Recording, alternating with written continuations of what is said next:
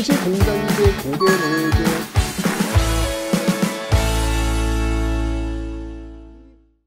전두환 정부에서는요. 야, 이건 또 이게 웬일이야. 전두환 정부의 어떤 타이틀, 박정희 정부의 경제 타이틀은 한강의 기적. 전두환 정부의 그 경제 타이틀은 뭔지 아세요? 단군 이래 최대 호황기. 제일 잘 나갔어요. 왜냐면 그때 그 세계적으로 3조 호황의 시기였어요. 저금리, 저달러, 저유가. 돈을 빌린데 되게 싸. 이자가. 게다가 달러도 싸. 게다가 기름값 싸. 이러면 우리한테는 완전히 수출하는 나라로서 최고의 조건이거든요. 여기서 이제부터 엄청 우리가 돈을 법니다. 그래서 단군 이래 최대 호황기. 라는 수식어가 또 전두환 정부 때 또 붙어요. 경제 파트로 보면요. 하여튼 우리는 좀 성장기에 접어들었기 때문에 박정희와 전두환 정부를 거쳐서 쭉쭉 올라오는 거죠. 개발도상 국가로서의 어떤 그 지위를 좀 누리면서 성장을 했던 겁니다. 정말 부지런한 국민들, 정말 이 덕분에 이런 어떤 그 기적들을 좀 써내려가고 있는 것이죠. 그런데 이렇게 되니까 박정희, 전두환 정부의 그 경제 성장을 써보면서 선진국들이 이제는 우리를 그냥 개발도상국가로서의 어떤 베너핏. 알았어. 그냥 너희들은 좀 못 사는 나라니까 좀 봐줄게. 이제 이런 것들을 거두어들이기 시작합니다. 이제는 야, 너희들 잘 살잖아. 언제까지 혜택 받을 거야. 똑같이 해야지. 똑같이. 라고 하면서 이제부터 개방 압력이 들어와요.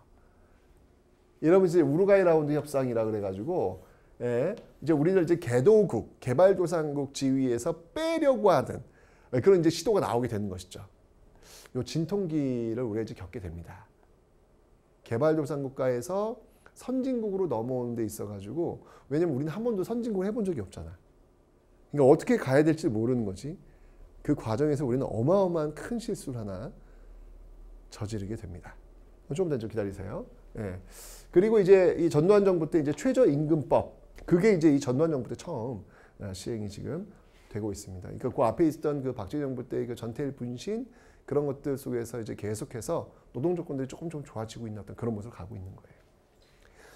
자, 그러다가 이제 김영삼 정부 때로 들어오면요, 이때 뭐 어마어마한 일들이 벌어지죠. 금융실명제, 와우.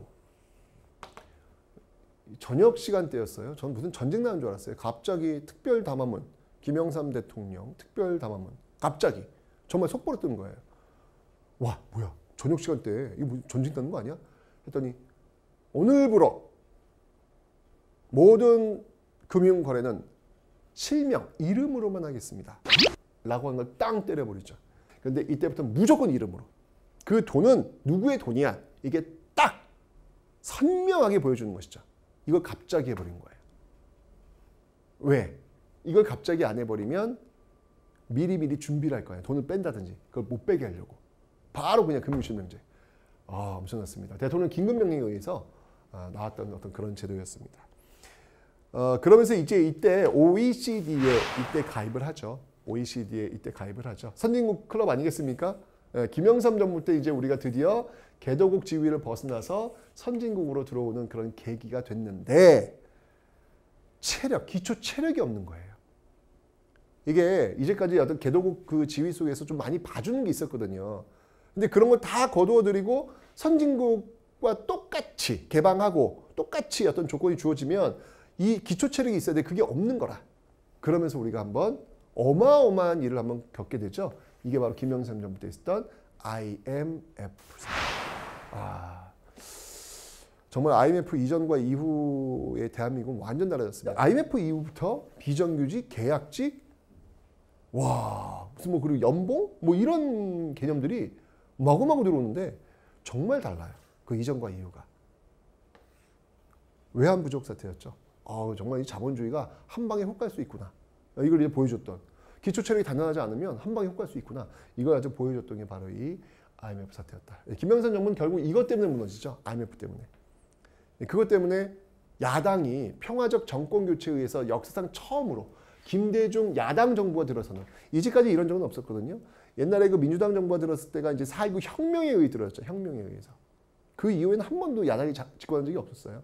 그런데 처음으로 평화적 정권 교체에 의해서 처음으로 김대중 정부가 들어온 겁니다. 이게 IMF라고 하는 그런 상황 속에서 나오게 되는 배경이었죠.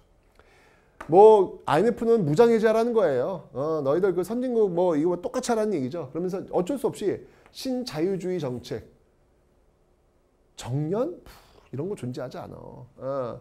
노동자 자르는 거 이런 거 유연하게 해야 돼. 뭐 이런 어떤 그 경쟁에 그 내몰리게 되는 그런 어떤 모습들, 효율을 극대화시키는 이런 정책에 내몰릴 수밖에 없는 그런 모습이 보이는 것이죠. 뭐 합병, 뭐 정리해고, 비정규직 이게 이제 나오는 배경이 IMF 이후에 이제 이런 요구 사항이에요. IMF 측의 요구 사항입니다. 여기서 받아주지 않으면 달러 안 주겠다는데 어떡하겠어? 그럼 나라 망하는 건데. 네? 결국 문을 열 수밖에 없는 것이죠. 문을 다 열어버리게 되는 그런 모습들이 있었다. 근데 이런 어떤 위기 상황 속에서도 국민들이 금모으기 운동을 통해 가지고 또 이 금을 내놓는 어떤 그런 모습들 보이죠. 이건 정말 이상한 일이에요. 여러분들 전 세계 어디나 금융 위기 뭐 이런 위기 왔다 그러면 반드시 뭘 쥐고 있어야 되는지 알아요? 금이에요. 금. 금은 언제든 달러를 그 제가치에 받을 수 있기 때문에 그렇습니다. 근데 금모으기 운동은 뭐예요? 집집마다 금을 내놓는 거예요. 그러니까 외국인들이 unbelievable. 미친 거 아니야? 쟤들 왜 저래? 지금 나라가 지금 거의 부도 상태인데 금을 갖고 있어야지 금을 내놔? 오 마이 갓. 진짜 이게 참 이게 비상식적인 모습이거든요, 이게요.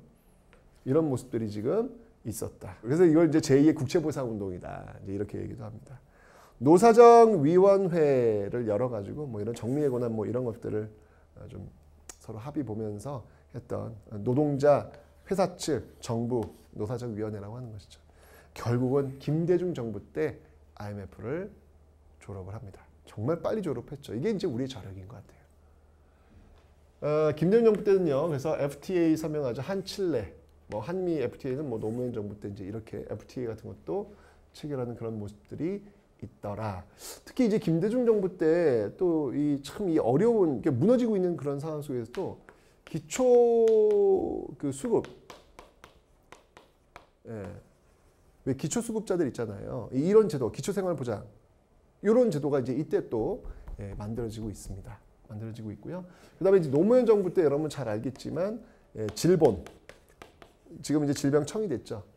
질병관리본부가 또 이때 노무현 정부 때 만들어지게 되는데 정말 이 코로나를 겪으면서 정말 큰 역할을 했던 그런 부서가 이 노무현 정부 때 만들어져서 좀 우리가 좀 덕을 좀 봤습니다. 그렇죠?